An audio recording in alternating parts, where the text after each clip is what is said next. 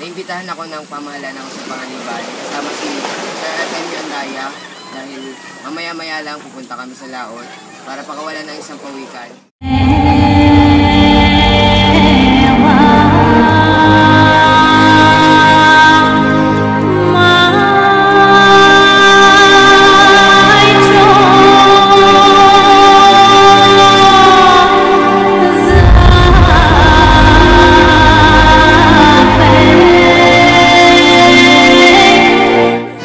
Sa baybayin ng Barangay Parang na kung saan ipapakita ko sa inyo ang pakakawalan namin pawikan mamaya ni Sir Artemio Andaya.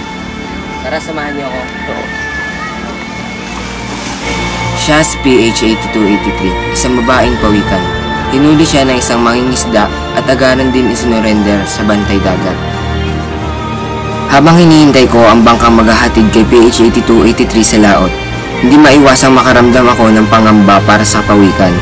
Bakit? Naalala ko ang nakaraang dokumentasyon ng aming grupo tungkol sa asoge. Isa sa kontrobersyal na usapin ngayon sa ating bayan ay ang paggamit ng asoge. Ang asoge o mercury ay karaniwang matatagpuan sa ating paligid. Isang uri ng elemento na hindi maaaring mabuo o masira ng kahit anumang kemikal. Ang asoge ay nakukuha sa uri ng batong tinatawag na sinabal na makukuha sa ilalim ng lupa. Ang pagmimina ang pinakamatandang hanap buhay dito sa bayan ng Jose Panganiban. Ngunit sa ngayon lamang mga panahon ginagamit ang asoge. Nakausap namin ng isang minero at sa kanya nalaman namin kung bakit napakahalaga ng asoge sa pagmimina. Kasi ang pagpuprofessional dito, ang tanging alam ng mga pano ay ang asoge lang ang nakakahuli ng ginto, walang iba.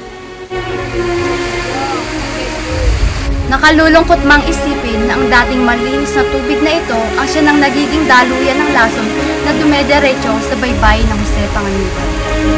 Ito yung bungad ng sapa na pinunta natin na kanina sa kanito. Dito, dumidiretso lahat ng basura at asubig sa taas. Nang sumunod na araw, nagkaroon kami ng pagkakataon na makausap si Konsehal Abiado at doon mas marami kaming bagay na natutunan tungkol sa nakakatakot na epekto ng asoge. Ang asoge, kapag nag-evaporate siya at nagkaroon ng condensation, yung mga particles nito magsasama-sama uli o yung tinatawag na amalgamation. Tapos, sasama sa ulan, sa precipitation. Sa kasawiang pala, yung una ay dinadala sa iba-ibang bahagi ng Pilipinas o ng mundo. Kaya kahit yung mga lugar sa mundo na wala ng small-scale mining o hindi gumagamit ng asoge, nagkakaroon sila doon ng asoge. Anong nangyayari doon? Yung asoge nasa dagat, makakain ng isda at makakain pa ng mas malaking isda na i-consume ng tao.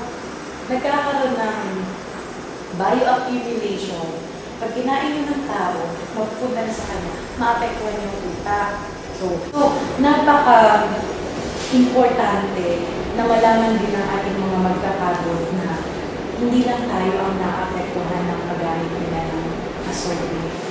Matapos naming makapanayam si Konsehal Abiado, nagsaliksik ang aming grupo tungkol sa mga pangyayaring may kinalaman sa asoge. Marami kaming nabasang kahindik-hindik na insidente, ngunit ang susunod na makikita nyo ang nagpatayo ng mga balahibo namin. Sa lugar ng Minamata, Japan sa pagitan ng taong 1932 hanggang 1956, nag-release ang isang fertilizer plant ng kanilang waterways na nagtataglay ng asoge sa Minamata Bay. Mga 1950s nang magsimulang mapansin ng mga taga rito ang misteryosong karamdaman na kumakalat sa kanilang lugar na napag-alamang sanhi ng metal mercury poisoning. Ito ay kanilang nakuha sa mga pagkain dagat na apektado ng asoge na nagmula sa fertilizer plant. 900 katao ang nasawi at 2,665 katao naman ang nagdaranas ng labis na panginginig ng katawan na kilala sa ngayong Minamata disease. Ang masamang epekto ng asoge ay hindi rin lingid sa kaalaman ng isang minero na nakilala namin sa Barangay Luklukan Norte. Sa nickel mercury, yan mismo ang nagkakalat dyan. Ang isda, lahat ng laman dagat, na kapag may asugi na kukontamina sila, kaya ang asugi na i-declare na isa sa mga hazardous na chemical sa buong mundo.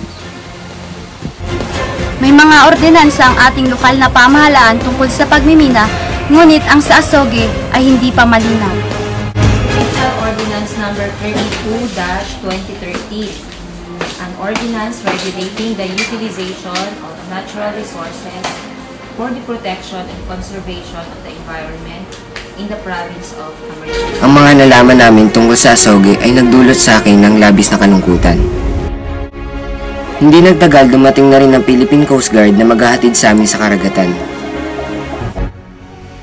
Excited kaming makita lumangoy muli si PH-8283, ngunit isa na namang nakalulungkot na tanawin ang aming nakita. Wala yan, mga basura yan. Basura lang yan? Katanungan na nagpaalala sa akin sa aming pinuntahan.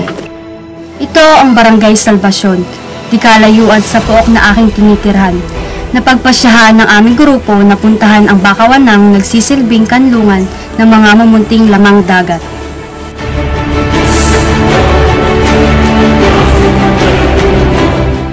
Di naglaon, narating din namin ang aming pakay. Ang bakawanan na nagsisilbi ring daanan ng mga estudyante pauwi sa kanilang tahanan galing eskwela. Dito, tumampad sa amin ang nakalulungkot na sinapit ng bakawanang ito. Mga basurang nakasabit sa mga ugat ng puno at mga bulok na bagay na sumasabay sa agos ng tubig patungong dagat. Tahimik ang aming grupo sa paglalakad. Animoy nahihindig ang bawat isa sa aming nakikita. Napag-isip ko kung gaano natin napapabayaan ang kalikasan. Sinerte kaming mahinga ng pahayag ang dating punong barangay sa lugar na ito. Mga basura, yung plastic, hindi talaga na sisira yan. Taon ang tinatagal niyan sa mga ganyan, sa mga mangrove. So, ibig sabihin, matagal din talagang buwan. Matagal makaka-recover ang mga isda niyan. Kung inalayas ang isda niya na yung kagawang mga plastic. Yung pasawanan, dito na niniraan ng mga isda. Lalo po yung mga maliliit na isda, similya. Dito na niniraan sa looban ng bakawan. So, ito, kalagaan yun sa amin. Pag lumaki, yung mga maliliit na mga isda magbiyaan. Minabuti namin magpalipas ng magdamag sa Isla Luzon, ang isa sa lugar na ipinagmamalaki ng kanilang barangay. Dito, nagkaroon kami ng pagkakataong magpalitan ng mga kuro-kuro sa mga bagay na nagpapatungkol sa kalikasan.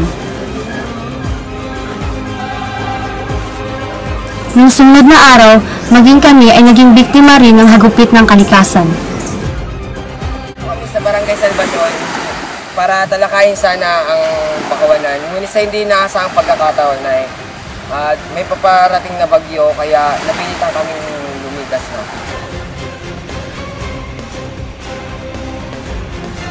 Sa wakas, narating din namin ang isla ng Kalalanay. Lahat ay masayang ibinaba ang pawikan sa dalampasigan. Ramdam ko ang kasiyahan ni PH-8283. Hindi pa man lamang dumadampi ang tubig dagat sa kanyang katawan, kumakampay na ang kanyang palikpik. Animoy matagal na nawalay sa kanyang tahanan. Kasabay ng paglubog namin sa tubig ni PH-8283, napakabigat ng loob ko. Alam kong hindi ligtas ang tahanang kanyang binalikan. Isa lang may papangako ko, dahil sa iyo, natuto ako.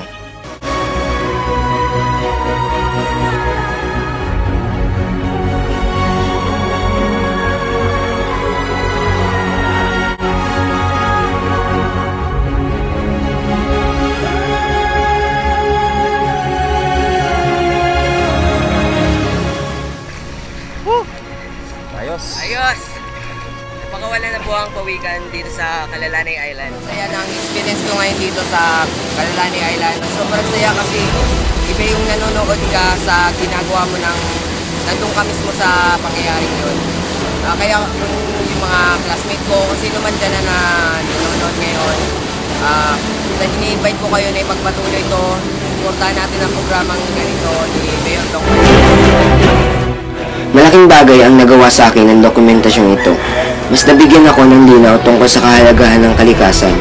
Si PH-8283 ay isa lamang sa nangangailangan ng tulong natin na mailigtas ang kanyang tahanan. Hindi lamang sa nakakatakot na epekto ng asogi at basura, ganun na rin sa kalupitan ng sangkatauhan. Naway ang mensaheng ating maririnig ay magsilbing sa ating ay pag-asa. The local government unit of Jose Panganiban, headed by Honorable Ricardo Padilla, has been very persistent in pursuing projects on how to preserve and conserve our natural resources. Jose Panganiban is known as a mining town, and it is but appropriate that necessary measures be taken to have a balanced ecology for sustainable development. The Legislative Department, however, presided by our Municipal Vice Mayor, Honorable Ariel Animoy, has approved and adopted various ordinances and resolutions regarding our environment. It is believed by this honorable body that legislative measures be strictly implemented and of course with the support of the constituents. The records of this office will show the numerous existing laws regarding mining, agriculture, fishing, and we really need the support of our constituents for it to be properly implemented. The municipality of Panganiban go for a greener and cleaner environment, mercury-free mining, and of course, we go for the zero waste management.